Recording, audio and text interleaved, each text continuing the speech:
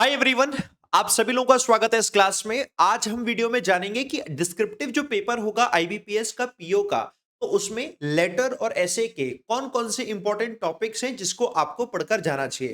And I am very much sure कि जब आप इस वीडियो को देख रहे हैं तो उससे पहले से आपने प्रिपरेशन करना शुरू कर दी है, क्योंकि मेरे साथ जितने स्टूडेंट पढ़ रहे हैं पेड क्लासेस में उनके मैं डिस्क्रिप्टिव ऐसे लिखवा भी चुका हूं, उनकी चेकिंग भी हो चुकी है, लेटर भी हो चुका है और कॉन्टिन्यूअसली रिवो लिखते भी जा रहे हैं। तो मेरा आप सबसे ये कहना है कि आप पहले से लिख रहे हैं तो कंटिन्यूअसली लिखते जाने हैं, और कुछ टॉपिक्स आपको यहाँ पर डेफिनेटली नए मिल सकते हैं, तो जो नए मिलेंगे उनको भी आपको पढ़ना है।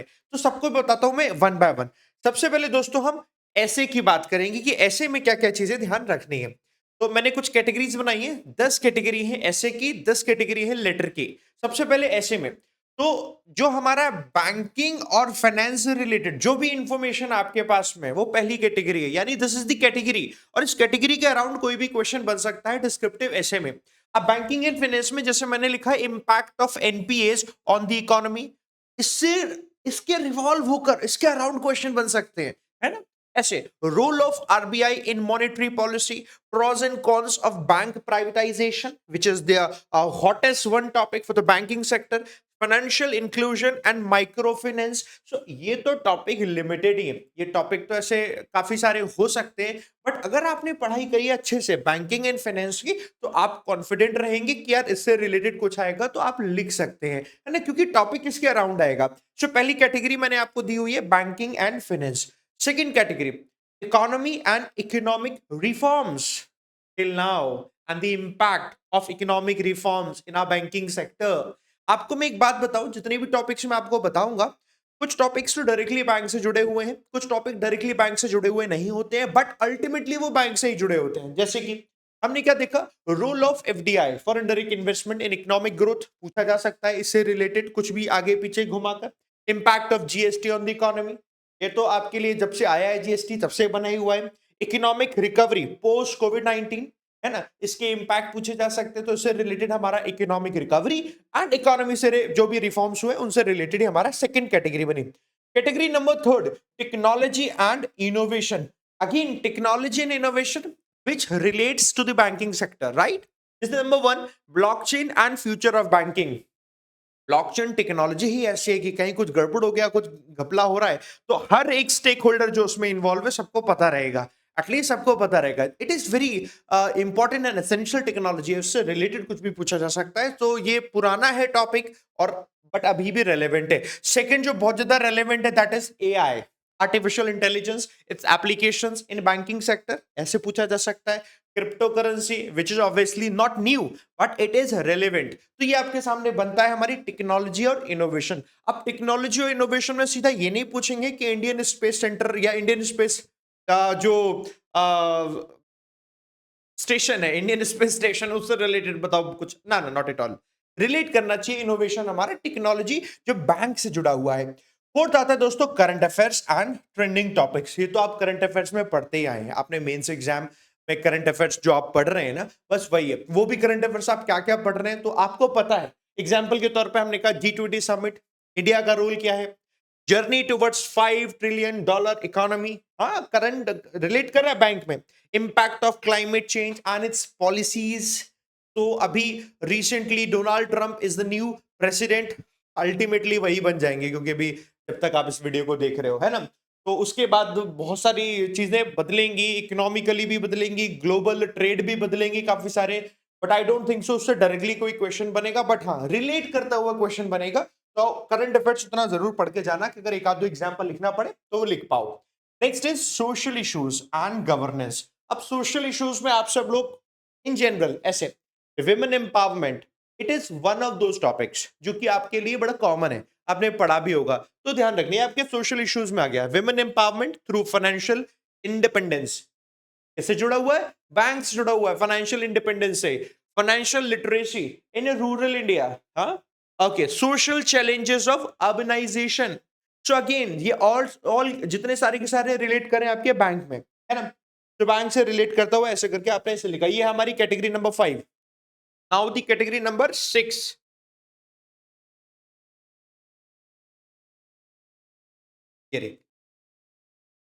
Category number 6, environmental issues and sustainability, environmental issues and sustainability. देखो, green banking initiatives, again environment में सीधा हम ये नहीं कह रहे कि सीधा क्लाइमेट, सीधा हमने बोला कि मरीन लाइफ, या हमने बोला कि trees, biodiversity, not at all. It should relate to the banking sector. Green banking initiative, impact of climate change on global economy, role of banks in sustainable development. That means environmental issues and sustainability is one of those categories जो important है। Category number 7 is corporate governance and ethics। अब corporate governance में आपने CSR पढ़ा होगा सभी लोगों ने बैंकिंग में, that is corporate social responsibilities. तो इसकी इंपॉर्टेंस, इसके यूजेज, एप्लीकेशंस, एवरीथिंग सब आपको पता होनी चाहिए। Ethics in banking operation specially, in fact किसी में भी पूछा जा सकता है, इन जनरल किसी कंपनी के लिए भी पूछा जा सकता है। बाकी ट्रांसपेरेंसी इन गवर्नेंस, ये सारी की सारी चीजें इस कैटेगरी के अंदर आ सकती है, corporate governance and ethics. Category number 8 that is education and employment. It is also one of the most important points. जैसे हमने क्या देखा कि role of skill development in reducing unemployment, what do you think, it has a role or not?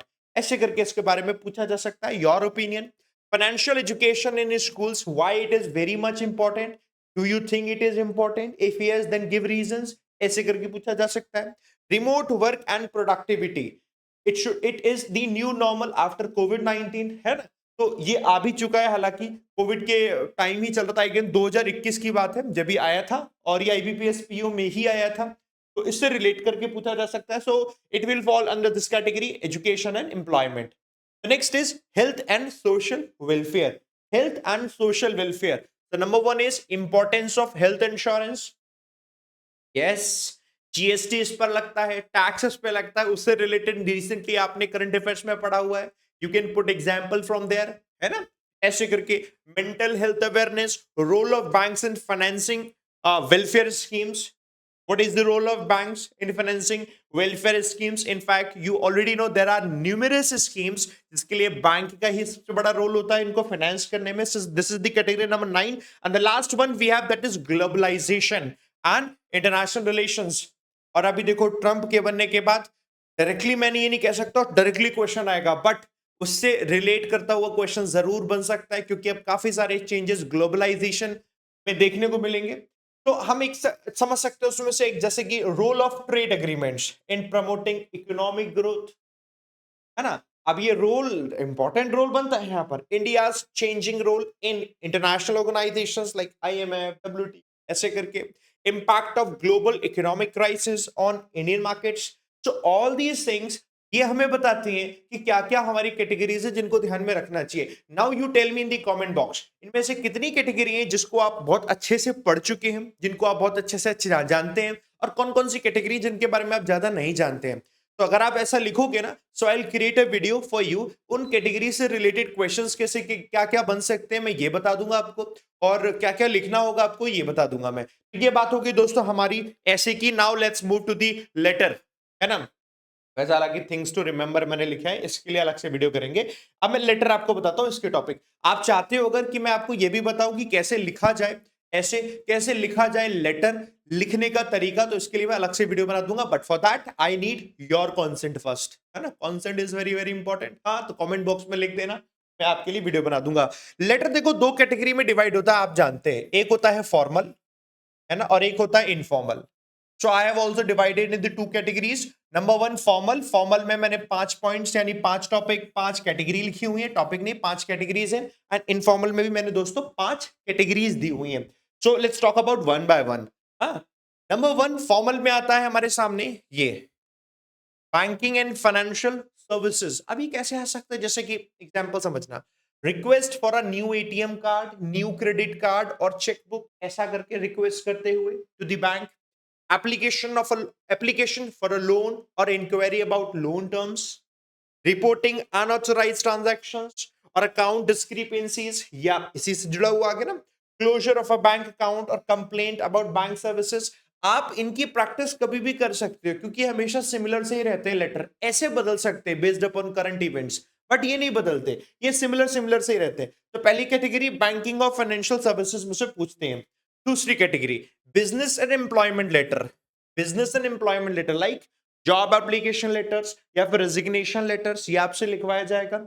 Letters to HR department for issues like salary discrepancies हैं या leave application है ना। Complaints या रिक्वेस्ट कर रहे हैं for services, for service from suppliers या फिर वेंडर्स से, इंक्वायरी करी अबाउट प्रोडक्ट्स और services from a company. So all the 5 topics ये कहां आते हैं? बिजनेस एंड एम्प्लॉयमेंट लेटर्स में। सो this is the category number 2।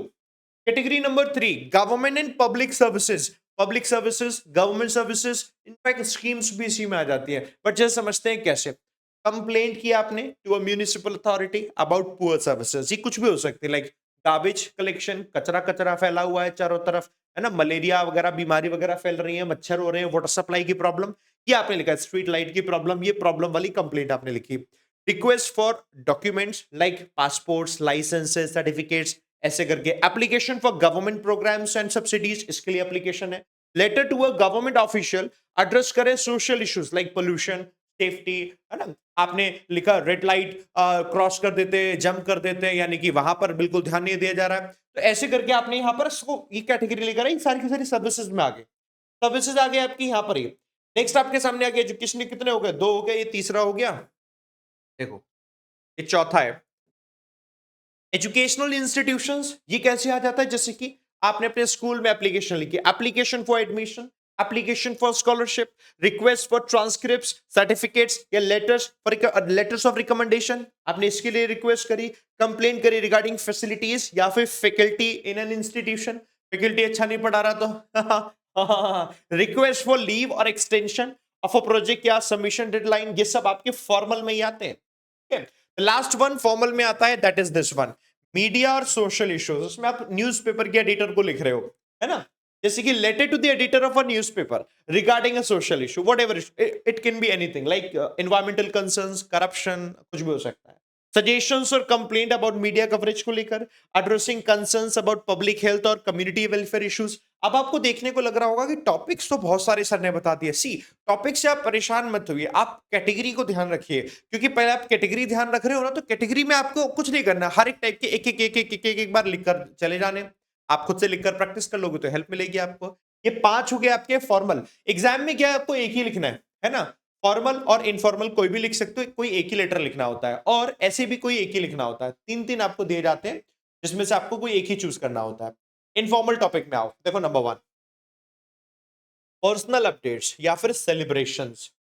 ये क्या होते हैं? राइटिंग टू अ फ्रेंड और family member about recent achievements और लाइफ इवेंट्स, है ना।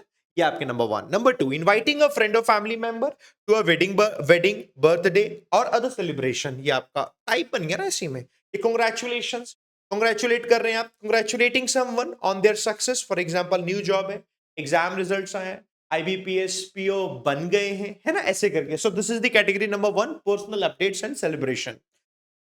Category number 2, health and well-being. Writing to a friend or relative about personal health update. Like आप degrade कर रहे हो, आप इंप्रूव कर रहे हो, you want some help from them, या फिर आप उन्हें कंसोल कर रहे हो, अपडेट इस तरीके से। Advising a friend on health and lifestyle changes को लेकर, expressing concern and offering condolences over an illness या फिर लॉस, ये भी आ जाता है। दादाजी चले गए, दादी जी चले गए, नाना नानी चले गए, तो अब आप उनको कंडोलेंस कर रहे हैं, ऐसे करके इस्तेमाल हो गया। Category number 2। Category number 3, travel and experiences. आप अपना एक्सपीरियंस बता रहे हो, मैं इधर घूमने गया, उधर घूमने गया, मजा आया बहुत, है ना।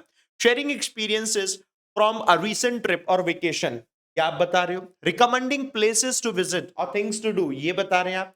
Inviting someone to join on a future trip और एन आउटिंग, आप ये बता रहे हैं। So this is the category number 3, travel और एक्सपीरियंस आएगा। कैटेगरी नंबर 4, आप गाइडेंस देने लग गए, करियर और एजुकेशन की गाइडेंस दे रहे हैं अपने छोटे भाई बहन को, रिलेटिव में किसी को भी, अपने छोटे से छोटे किसी को भी दे रहे हैं।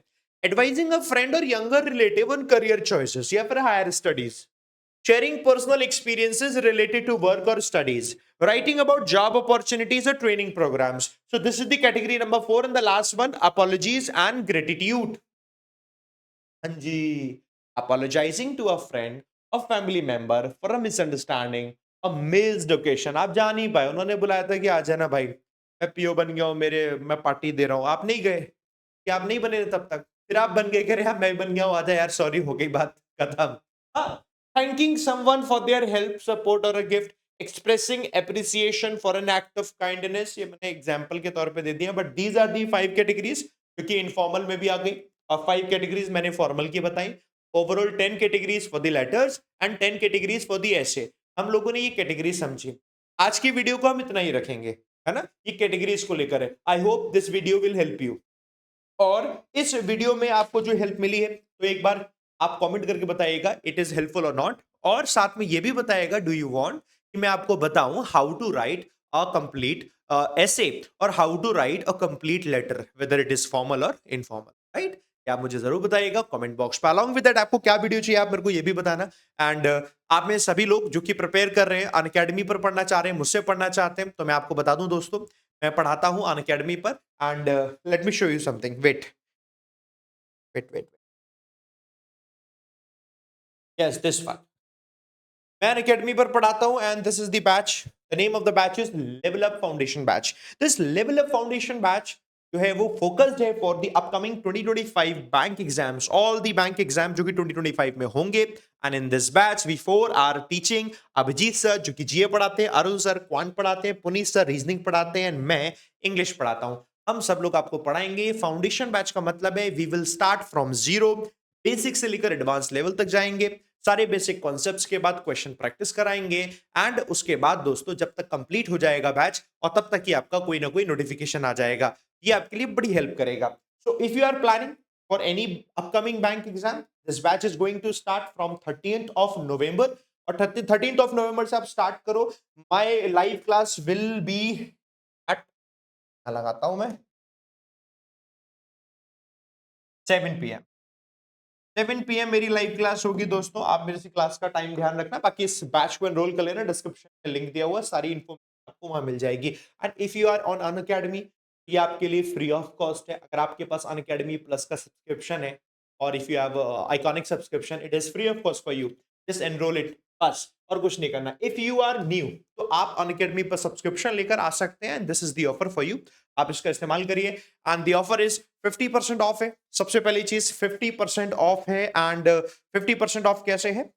If you go for 12 month subscription, तो इसमें 50% ऑफ मिल जाएगा। This is the referral code, you need to use this code. आप कोड यूज करेंगे, प्राइस डाउन हो जाएगा, और ड्रॉप होने के बाद 2799 is the final price. Along with 12 month subscription, 50% off 6 months extension भी मिलेगा। Ultimately you will be getting 18 months duration of subscription. 18 month की ड्यूरेशन का सब्सक्रिप्शन आपको मिलेगा। इसका फायदा उठाइए। And for the next 18 months आपको सारी क्लासेस, जितने भी बैचेस मिलेंगे, जितनी भी क्लासेस मिलेंगी, everything you will be getting here, सब कुछ आपको मिलेगा। इसका भी लिंक डिस्क्रिप्शन में दिया हुआ है। और कुछ चाहिए मुझे जरूर बताइएगा। अच्छा लगा लाइक बटन में जरूर प्रेस करेगा। Thank you very much. मुझसे जुड़ने के लिए, रेगुलरली इंग्लिश पढ़ने के लिए शाम को 5 बजे यूट्यूब पर पढ़ाता हूँ, सुबह 7 बजे भी यूट्यूब पर पढ़ाता हूँ। द हिंदू एडिटोरियल का रीडिंग कराता हूँ। ऑल दी बेस्ट दोस्तों। जय हिंद, जय भारत। Thank you.